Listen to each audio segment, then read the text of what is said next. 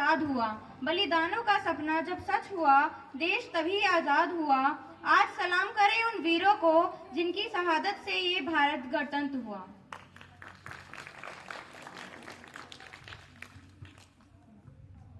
Now I would like to invite Happy for a speech. हमारा प्यारा भारत, जो उत्तर में हिमालय तथा दक्षिण में समुद्र है, और इस पवित्र भूमि में जन्मे हम सभी भारतीय यहाँ रहते हैं। नमस्कार यहाँ उपस्थित MD sir, principal sir, all the staff members and my dear friends. मैं हैप्पी मलिक, कक्षा 11 की छात्रा, मेरी तरफ से आप सभी को गणतंत्र दिवस की हार्दिक बधाई।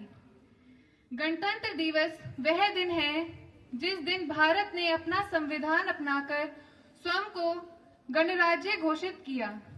मुझसे पहले आए प्रस्तुतकर्ताओं ने आप सभी को गणतंत्र दिवस का अर्थ और महत्व बहुत ही सुंदर तरीके से समझाया, इसलिए आज मैं उसे दोहराने के बजाय उस भावना की बात करूंगी जो हमें एक सच्चे भारतीय बनाती है। देश को जानना आसान है, तारीख से, किताबों से, इतिहास से, लेकिन देश को महसूस करना आसान नहीं होता। देश महसूस होता है तब जब उसकी मिट्टी में एकता हो और उसके नाम पर दिल अपने आप झुक जाए। आज मैं आपको कोई तथ्य नहीं सुनाने आई, आज मैं आपको उन भावनाओं को आवाज देने आई हूँ जो हर भारतीय के दिल में चुपचाप धड़कती है।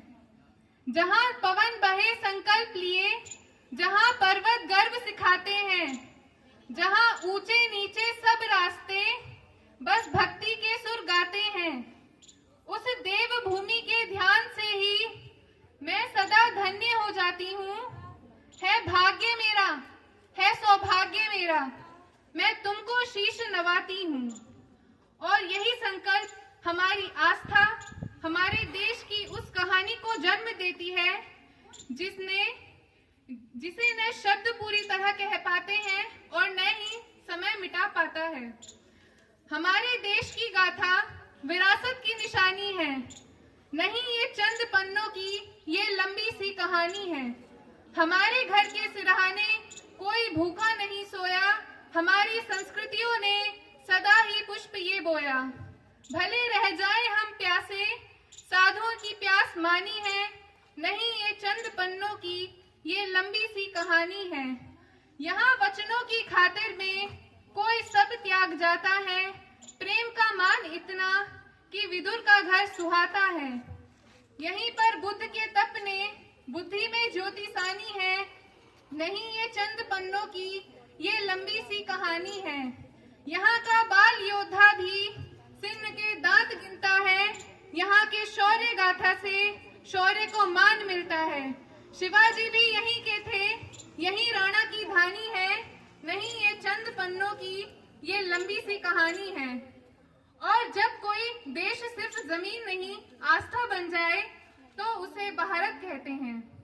अटल जी ने कहा था कि ये वंदन की धरती है, अभिनंदन की धरती है, ये अर्पण की भूमि है, ये तर्पण की भूमि है।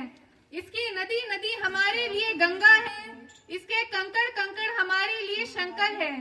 और मरने के बाद भी गंगा जल में बहती हुई हमारी अस्थियों को कोई कान लगाकर सुनेगा तो सिर्फ एक ही आवाज आएगी, भारत माता की जय।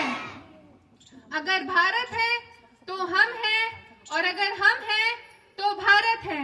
जय हिंद, जय भारत।